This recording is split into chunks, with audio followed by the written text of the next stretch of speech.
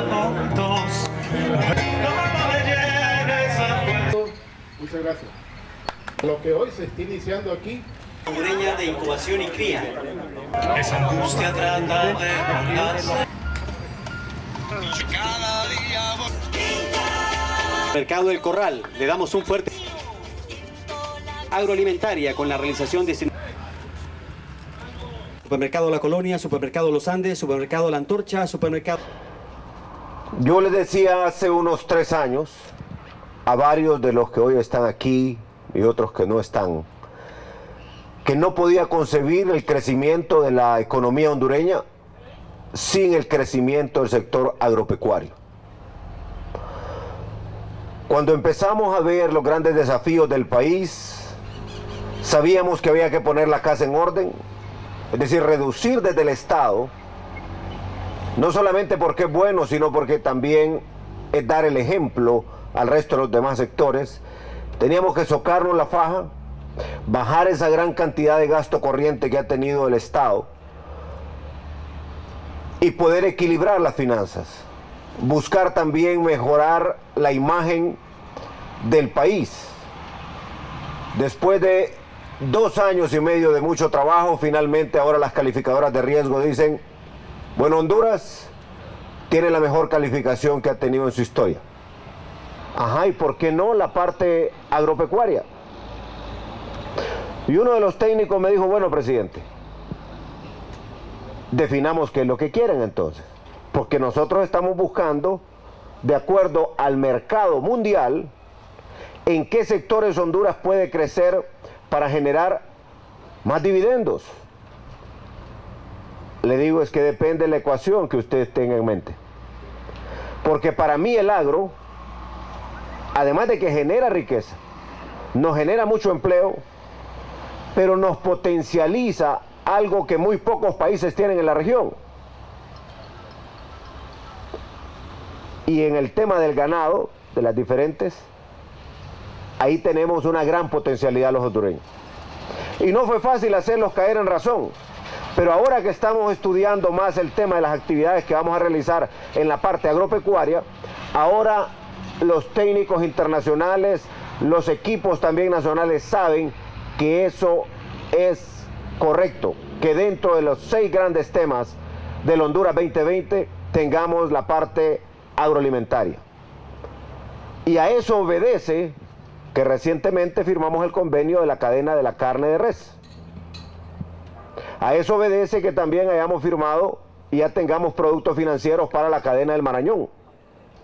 A eso obedece que hayamos fijado como precio garantizado 1000 lempiras el quintal de frijoles. A eso obedece una serie de cadenas productivas que estamos estructurando y a eso obedece también esta cadena de la carne de ovejos. A eso obedece, a esa visión. Porque el productor tiene que tener certidumbre. Porque si no, ¿quién se va a meter? Yo siempre pongo el ejemplo del famoso barco que se nos perdió allá en el Atlántico cuando traíamos frijoles desde Etiopía. Y les digo, miren, si una semana más no vienen esos frijoles, aquí va a haber un problema social serio. Y cuando ya vino, nos dimos cuenta que había que revisar y solventar el problema. No podemos ser un país que nos guste comer frijoles y no los podamos producir. Y al final llegamos a una conclusión, el problema no era producirlos. El problema era que el productor recibía del intermediario o del coyote 400 lempiras, 450, y esos eran sus costos de producción. Entonces, ¿en qué iba a estar el productor? No va a estar haciendo el esfuerzo sin ganar lo que tiene que ganar. Entonces dijimos, 1000 lempiras el quintal. Hoy tenemos 2 años de estar exportando frijoles y tenemos resuelto la demanda interna del país. Ahora hasta quienes tienen riego por goteo están usando su tierra para sembrar frijoles. Entonces de eso se trata, de darle certidumbre. Pero también esa certidumbre de ganancia, tener claridad que va a ganar en su actividad, pasa por otra serie de incentivos.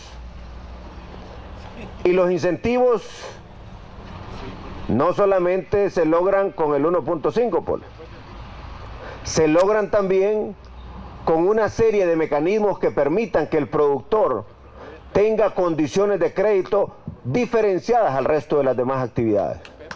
Y eso es lo que estamos construyendo hoy en día.